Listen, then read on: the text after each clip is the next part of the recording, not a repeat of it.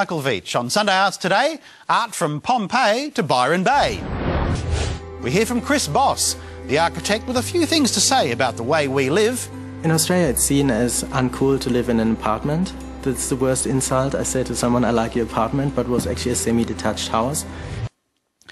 One of the most enduring images of last year's Beijing Olympics was that amazing translucent blue building, the now famous Water Cube. What's less known is it was partly the vision of German-born, now Sydney-based architect Chris Boss. Now very much established on Australia's architectural scene, Fenella recently caught up with this most intriguing architect. Chris Boss, thanks for joining us. Nice to meet you. My pleasure, and nice to meet you. Now, in a relatively short amount of time as an architect, you've made quite a massive impact, especially with, of course, the Water Cube in Beijing for the Olympics. Just tell me a bit about that experience. We won a competition in 2002 to design the Olympic National Swimming Centre against the top 10 architects in the world, and was thrilled to be part of that. The concept of the bubbles, this was something that came from your brain, your head? The idea of soap bubbles and sort of crystals as a structure is an idea that is probably hundreds of years old. My professor in Stuttgart, Professor Frei Otto, had an institute that did nothing else than looking at soap films, soap bubbles, soap structures as a typology for architecture and engineering. I think a good piece of architecture is like a good book or like a good piece of art. It has to work on many different layers. The Water Cube in Beijing is essentially a blue box, a blue square box.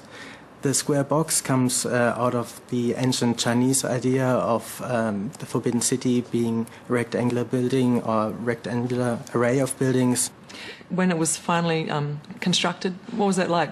Well, it's, in my personal life, was probably the most anticipated moment. 2008, the 8th of August, 8 o'clock, to see this building and how the public reacts to it. And it's certainly a life-changing experience.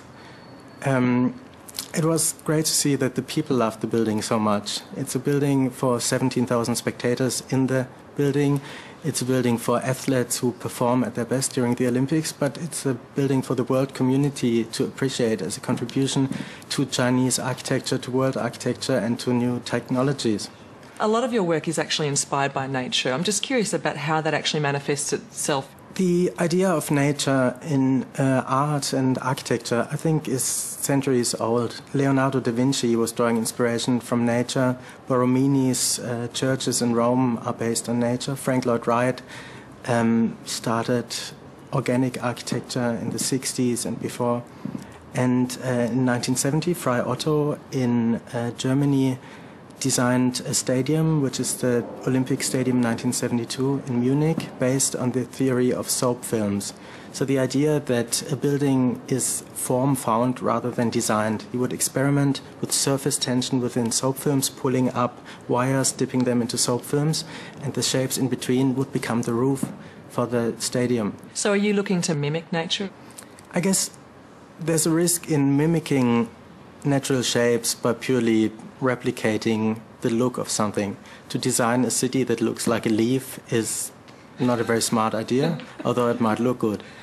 The idea is more looking at a leaf, how the leaf distributes the water to the points, every point on the surface of the leaf, and how it interacts with the sun and how it does photosynthesis, and learning from the system and implement that, for example, into a traffic stream that runs through a city and distributes cars and people and bicycles.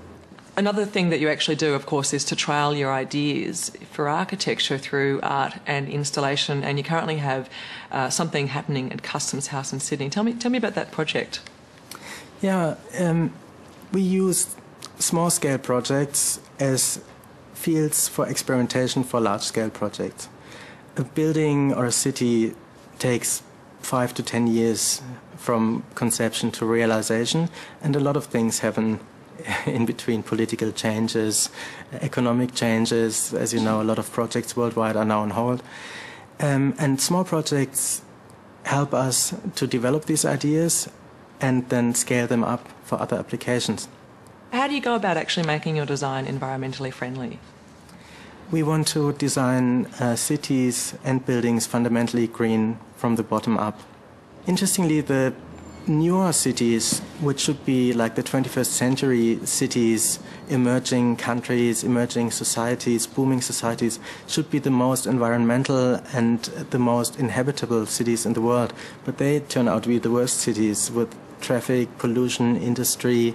The population explosion sort of faces these problems, which we want to respond with fundamental changes in planning from the start.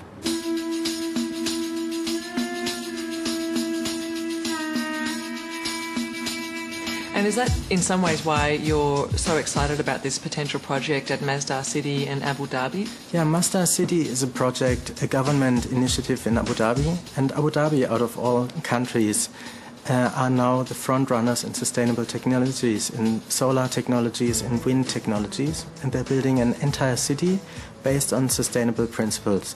When you think of Sydney as a city that has introduced a free shuttle bus between Chinatown and the CBD as a green sort of initiative, the city Masdar has a public transport system throughout the entire city, which is a free network of magnetic driverless cars. So it's a car-free city and a carbon-neutral city. The entire city is driven by solar, photovoltaic cells and solar fields on the outside of the city. So the entire city exists, but it has zero footprint. It's magic. Yeah, that's amazing. And it's interesting that these often criticized sort of oil-rich countries in the Middle East under extremely difficult living conditions, very hot, very humid, and so on, that they are all of a sudden the ones that come forward with great ideas, great technologies, and get all the international brains together to develop the future of the world. So you need the empty space in some ways to be able to create these sorts of things. I mean, for example, in Sydney, how far is these ideas of sustainability actually going? Are we doing a good job at all? Well, it's not like Australia doesn't have space at all. And it's not like Australia doesn't have an ocean around, and it's not like it has sun all day long and it doesn't have wind. It's just that Australia doesn't harvest these technologies and implement them in a sustainable manner. The sort of single-family house carpet across the suburbs, all throughout Australia and America and largely Europe, of course, is the most unsustainable form of living. It's the Australian dream to have your own house. If it's semi-detached, it's not as good as fully detached, which means you have essentially 4 walls and a roof, which are exposed to the outside. When you think of a residential tower, where you have 400 apartments stacked on top and next to each other, it's an extremely dense and efficient building system which is sustainable through density. It doesn't lose a lot of air and heat and energy. But what you have there is a problem inherently in the idea. When everybody wants space, they don't want to live in dense situations. How do you solve that battle between those two ideals? In Australia, it's seen as uncool to live in an apartment. That's the worst insult. I said to someone, I like your apartment, but it was actually a semi-detached house. It's the worst insult, but it was just a 80 square meter or 120 square meter single-level space. It could have been in the center of this amazing residential block and would have had a swimming pool and a gym and a sauna and a cinema complex, but because it was a house, it's so valuable. And I think that's the fundamental mistake. Now, Brian Eno, who was in Australia recently for the Luminous Festival, said that cities are no longer about architecture, but they are about atmosphere. What do you think about that idea? I think it's a very smart comment. Atmosphere is, of course, only one aspect. A city has to function, it has to perform, and it has to create a great atmosphere. A great atmosphere is sort of Walt Disney. That's a great atmosphere, but we need sort of what's behind that as well.